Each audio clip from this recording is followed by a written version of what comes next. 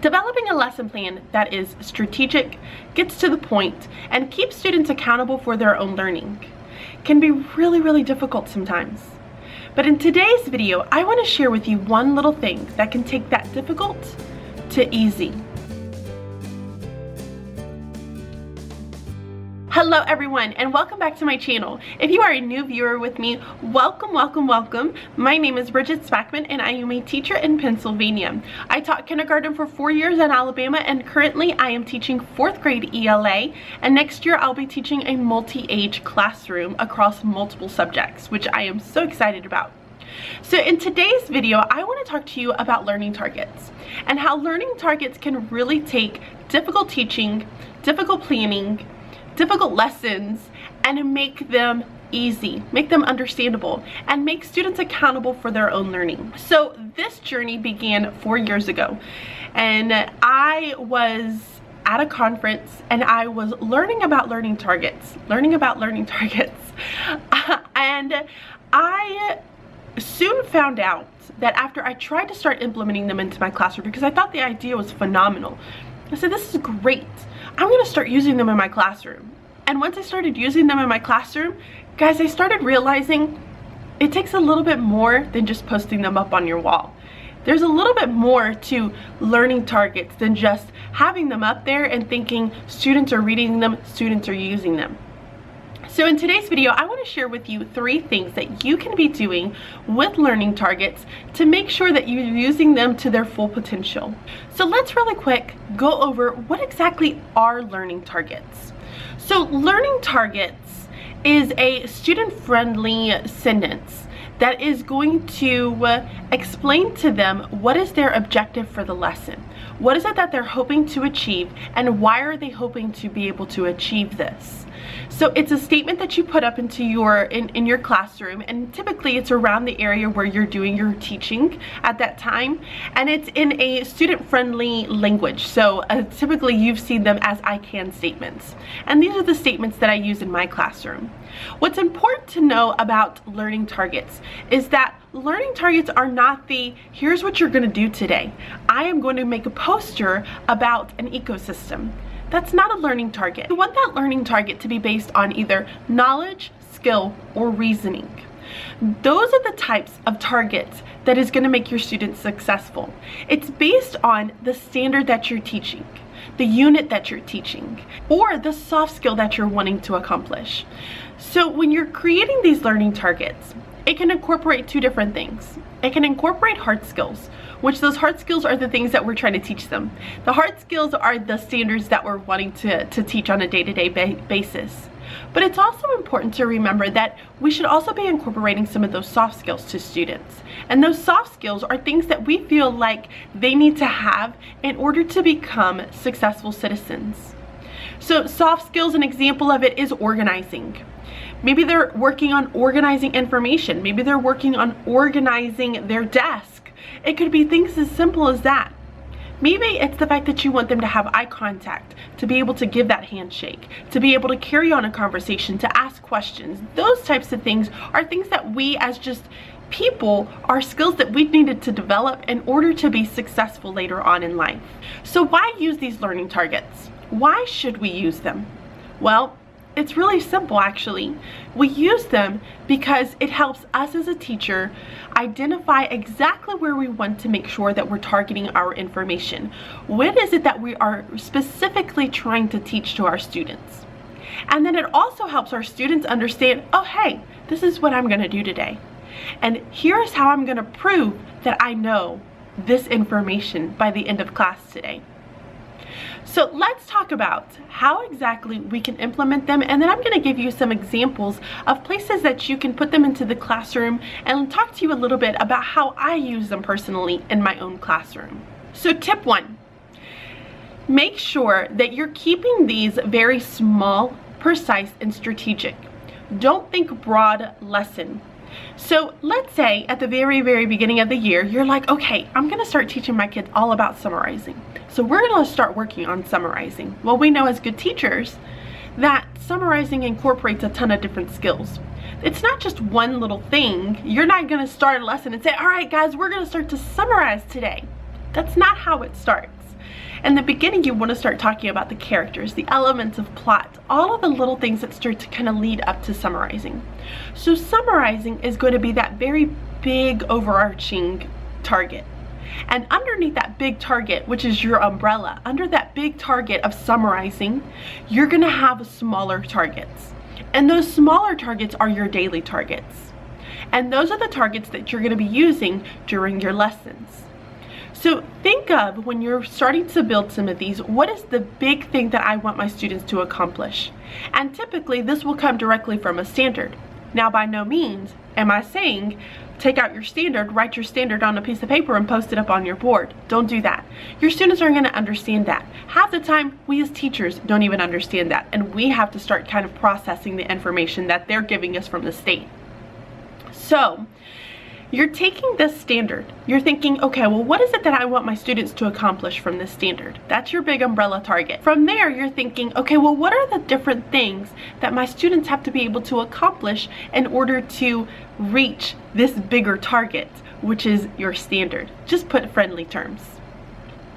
So once you start coming up with some of those are your daily targets, and those are the things that you're wanting students to accomplish. So let's say, for instance, that very first time I start introducing summarizing to them, I say, guys, you know, we're going to start working on summarizing.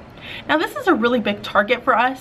This is going to be something that's going to take us some time to get to, but we're going to start learning some skills and some strategies in order to be able to get to this big target, to get to this big overarching goal that we're wanting to achieve.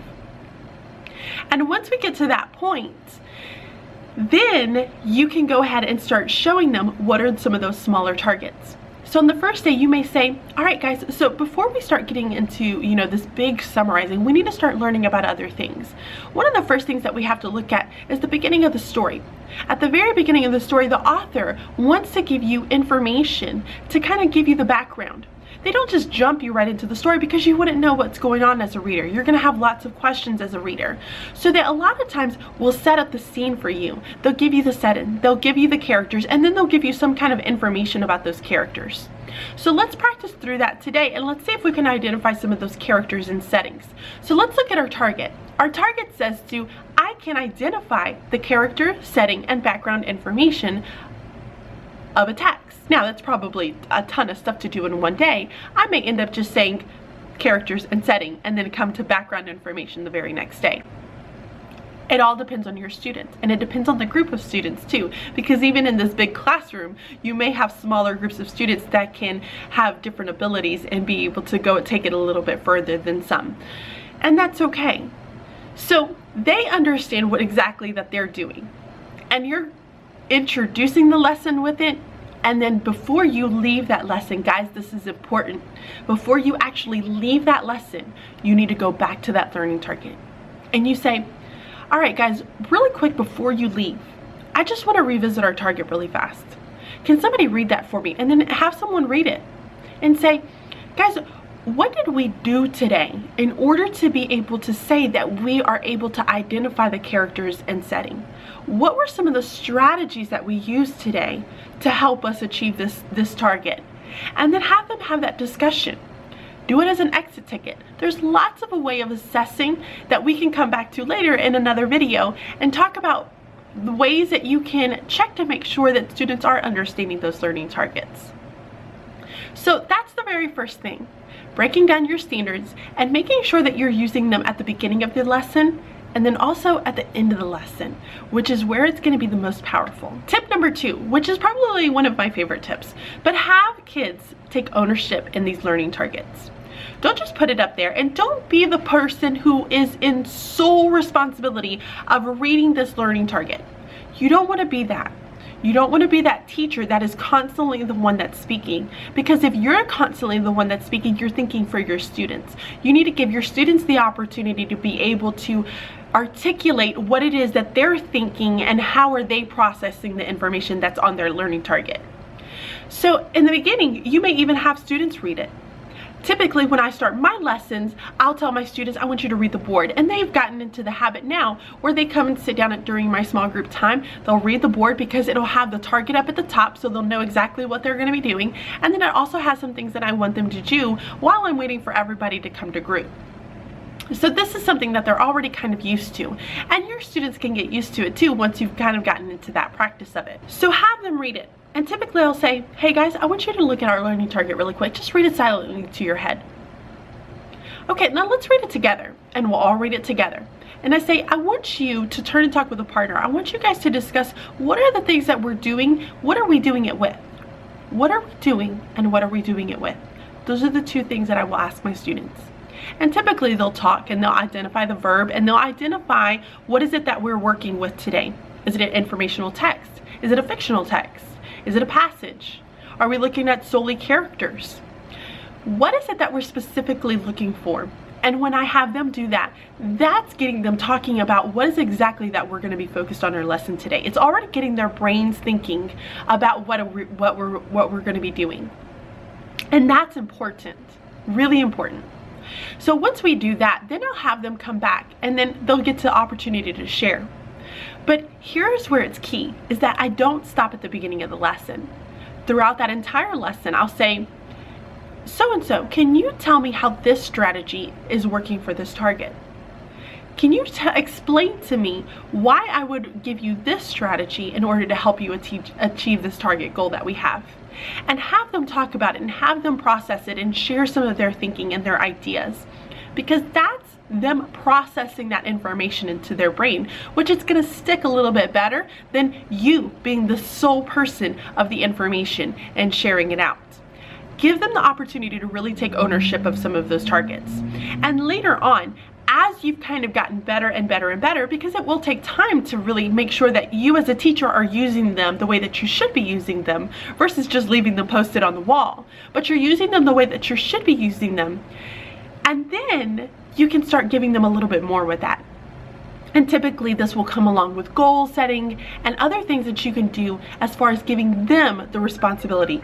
So that's when you have that opportunity to be able to give students maybe some goal setting, giving them some certain tasks, maps, things to show them that, hey, here is what you're working on. Here are the things that you need to be doing in order to show me that you can achieve this goal. And give the responsibility to them.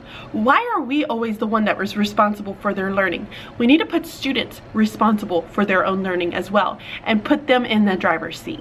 The last tip that I have for you to kind of get you started with using learning targets the way that they're meant to be used in the classroom is to make sure that you're assessing those learning targets.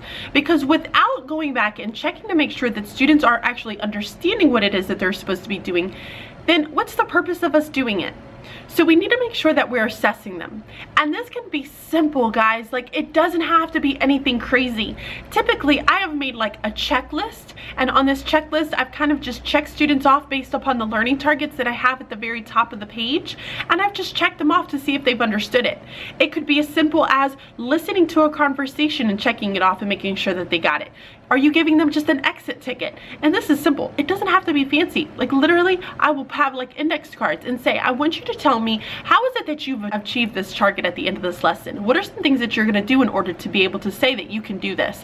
And have them quickly do it. Giving them some type of an assignment that they have to go back. And then later on, come back the next day and show that they can understand that learning target. And then again, you could just check them off. But we need to make sure that we're actually assessing those learning targets and we're making sure that students are understanding things. Because here's the beauty, guys, is once a student gets that learning target, we don't need to keep them there. We don't need to hold a student back just because we're waiting for other students to figure out and learn it. So we don't want to keep them there. We want to move them along.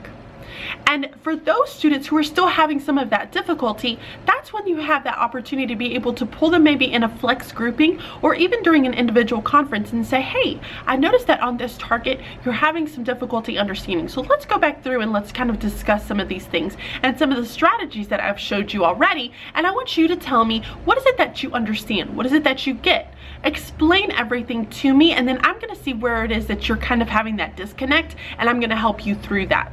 So make sure that you're assessing them. So really quick, before I leave you, I want to talk to you about, really quick, some do's and don'ts with learning targets. I touched on this a little bit at the very beginning, but this is learning targets versus doing targets. You don't want it to be something that they're doing. Don't focus it on what are the students doing. Focus it on what is it that the students are learning. Are they learning to identify the extrinsic characteristics? Are they learning to compare two authors' texts? What is it that they are learning versus doing? Don't confuse it with a doing task. If you're going through and starting to tell me, oh, they're going to complete a poster, they're going to do an iMovie, they're going to go and complete a writing assignment, it's not a doing task. You want to make sure that you're sticking to strictly learning tasks. The next one, again, I touched on this just a little bit, but learning targets are too complex. Be careful and don't add too much into it. Guys, the purpose of these learning targets is to make sure that your teaching is very strategic and small, and you're focusing on something little versus trying to give them so much information. Think about when you go to a professional development and you're sitting down in this professional development and they're giving you things and things and things and things. At the end of the day, when you leave, you're like, oh my gosh, that was so much information. I don't think I even remember half of the stuff that the person was saying. This is how your students are feeling. So remember that whenever you are planning out your lesson and you are creating some of those learning targets, you're wanting it to be very small and precise and strategic.